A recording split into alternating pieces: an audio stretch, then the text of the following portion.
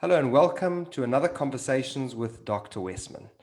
Today we're going to be chatting about how many carbs are right for you. How are you, Doc? I'm great. How are you doing, Glenn? Very, very good, thank you. Eric, with your new book, the book title is called End Your Carb Confusion, coming out on the 15th of December. I thought it would be a great idea to chat about an important section within the book, and that is finding out how many carbs are right for a particular person. And as we all know, you typically prescribe your 20 grams of total carbs per day. However, it is possible that someone could tolerate more than that. Right. Well, after 20 years of doing research in the low carb and keto world, I've seen that people can be healthy without doing keto. And I have a brother who's healthy and never has done keto. He's a big fruit eater. And so, I wonder, how can I explain this to myself, which I guess I've known for a while, but how do I explain this to other people?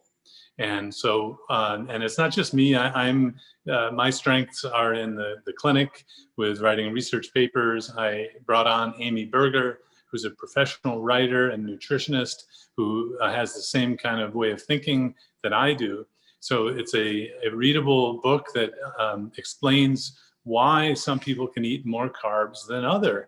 And, yes, when you have diabetes and all these things in the clinic, I keep things really low, but now there's several studies where the carbs were at 30 grams per day. This is the group out of Purdue, Dr. Sarah Hallberg and the Virta, they use 30. So even the written in stone 20 grams is not written in stone. But we want to write a book that kind of gives our impression of what we've learned over the last 20 years to people who may not necessarily want to do keto or want to give up their fruit or bread, or, of course we'll want to limit that, a spoiler alert there, but not everyone has to be as strict as some people have to be. Now, Eric, in the book, there's a section with a table that asks very, very important questions. There's a series of questions. And once you fill these out, you're then able to self-assess. And the book helps you along, obviously, where you belong in terms of a daily carb count. And I see that you've broken this into three distinct phases: phase 1, phase 2, and phase 3. How did you come up with this table and questions to help determine the correct carb count for an individual person? Well, for those of you who are scientific and know all about blood tests and all this, it has to do with insulin resistance and carbohydrate intolerance. Most people don't know what that means, and most doctors won't test these things for you. So we came up with the most common clinical manifestations of these problems. So things like diabetes, PCOS, metabolic syndrome, these are all things you look in a table, you count up the score of where you fit, and then it puts you into three rough categories based on the level of carbohydrate intolerance that you have based on your symptoms, the way you feel, as opposed to some biologic or blood test measurement that, it's very difficult to get these days. And even then, these tests that are being done aren't perfect in saying, oh, you have this test, so you should have this many grams per day. We're not to that level of precision in our understanding. But we wanted to make this accessible to anyone, even those who think they can't do a low carb or keto, because the range we have is quite big in terms of carbs. I think a lot of the people who have heard me speak, 20 gram, 30 gram a day, will be surprised at how high the carbs go. So let's talk about those different phases then. So phase 1 is your tried and tested method of 20 grams total carbs per day. This is your go-to method that you've been using to treat type 2 diabetes, metabolic syndrome, and obesity, and other metabolic conditions for, I would say, over 15, 20 years now. But what is the range for phase 2, and who is this for? Right. So after you take the quiz and look to see which category you're in, we lay out the foods that you want to stick to. So this is a very simple system where we tell you what you can have and how much of it you can have. It's not like you have to go figure out things with an app or a computer and all that. So we wanted to make all of the information that you need available in the book. So if you're not fitting into the keto, having metabolic issues, things like that, this would be someone who only has maybe 30 pounds to lose. You didn't grow up with a weight problem as a child, which means you didn't have a carbohydrate problem as a child. There are a lot of people who are doing keto today who don't really need it.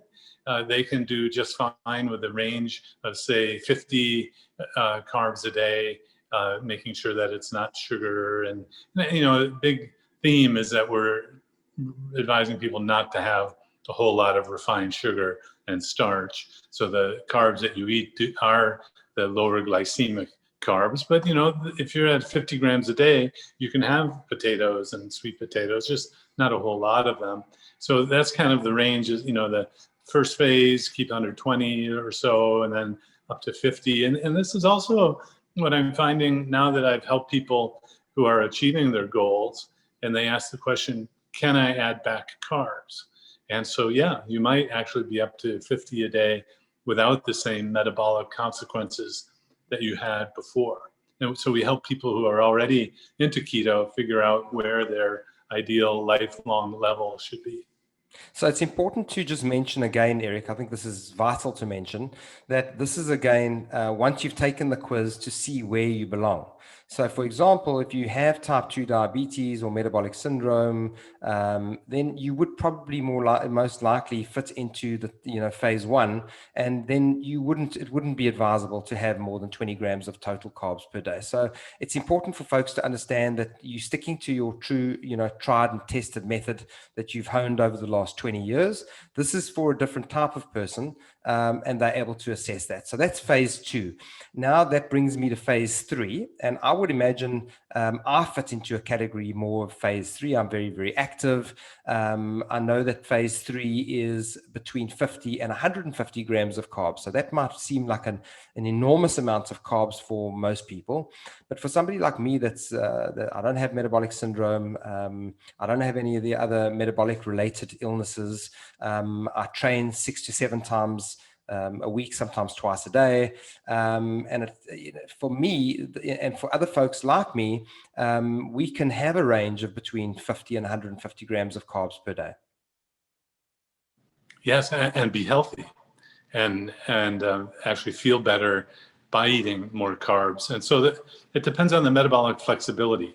The insulin resistance side of things makes you less flexible. So the younger you are, the more active you are. But even within a family or a spouse relationship, there can be big differences. And we want you to understand why that is, and that it's not right or wrong, or that this is just the reality that some people have different metabolism, and then different lifestyle factors do matter in terms of how many carbs you can have and still be healthy.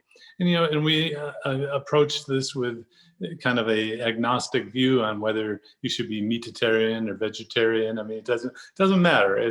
These are all just things that influence the blood glucose and insulin, which is really the bottom line for the consensus is shifting that that's not the bad thing in the diet. It's the sugar, the insulin, the downstream consequences of those things that lead to chronic medical problems. Now, it's also important to know that while I might be at phase 3, and I know that you speak about this in the book as well, it's very possible that at some stage in my life, I might not be able to be on a phase 3.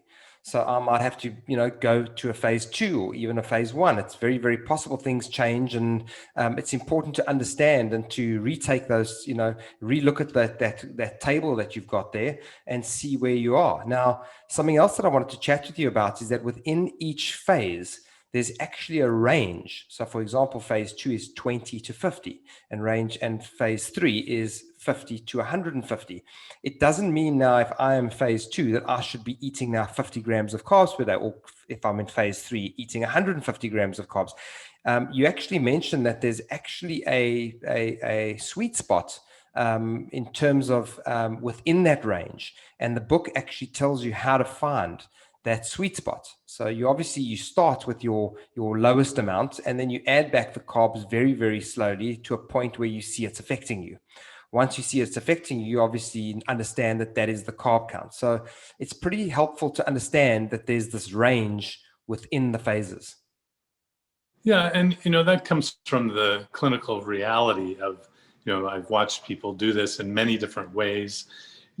Very few people are in my world are exactly every day watching and monitoring, and can you imagine 100 years ago someone like knowing they're having the exact same amount of calories or carbs every day? I think we have a system that's flexible, the human body, that actually likes or has benefits from having a varied intake of food and energy.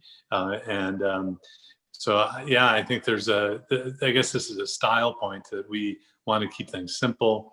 You don't have to be monitoring lots of things. And, unless there was a major study saying you had health benefit by sticking to, 31 grams per day. I mean, we just don't have that kind of science available to say you have to be that strict or that accurate every day. So that flexibility in the range comes from the clinical experience of lots of different doctors who've used this approach, not just me. So Eric, just I want to clarify that just for a second, but that is when you're talking about phase 2 and 3. But for example, phase 1, when somebody does have type 2 diabetes or metabolic syndrome or has obesity, there you are pretty certain that 20 grams is the prescription strength. It should not go out of the 20 grams. It could even go under the 20 grams, but 20 grams is the max, correct? Well, so you have to think of this in terms of a dose of a drug, or the lower you go on the carbs, the better the effect will be with diabetes. So a recent study using this approach in a medical setting, if you were at 100 grams of carbs a day, it didn't work that well. I mean, it worked. Some people came off medicines and all, but they didn't lose it. It didn't work as well as going lower on the carbs. So as you lower the carbs for diabetes, the stronger it becomes for the treatment of diabetes. And for my patients, that's what they want. I mean, they want to get rid of the diabetes as fast as they can. And by the way, did you know you didn't have to have diabetes? Is the first question I'll ask. And most people have never been told that this is type 2, of course, type 2 diabetes. Most people, we can actually fix that type 2 diabetes. Eric, now I know that one of the biggest reasons that you and Amy wrote this book was to ensure that there was an optimum diet or carb count that would ensure that everyone was able to live their healthiest life. There are many folks who don't necessarily need to be on 20 grams, as we've said, per day. And that's the beauty of this book, that you've basically included everybody. Right. So the paradigm has shifted, and there are several things you'll notice if you do a critique of it. Is we don't say fat is bad, or we don't say carbs are bad. We don't have right and wrong based on shame and guilt, and I mean it's all a very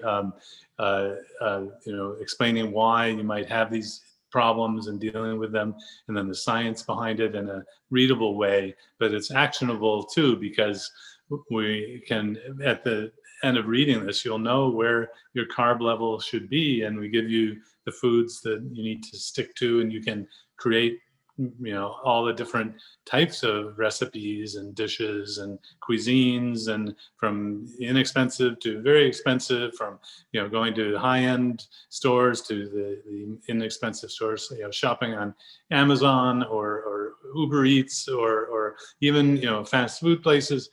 So that's where the flexibility comes from, is that when you understand the most basic and fundamental principle, you have so much flexibility. Eric, again, thank you so much for writing this book with Amy Berger. For those of you who'd like to pre-order this book, you can do so now on Amazon. I'll also leave a link in the description. And the book is called End Your Carb Confusion. Something else we'd like to mention, if you'd like to learn more about Adapt Your Life Academy and the upcoming online courses, you can find us on www.adaptyourlifeacademy.com. low-carb.com. On behalf of Eric and myself, this is us signing off of another Conversations with Dr. Westman. Eric, thank you so, so much. If you like this video, you're going to love our Adapt Your Life Academy. So click on the link in the description to find out more.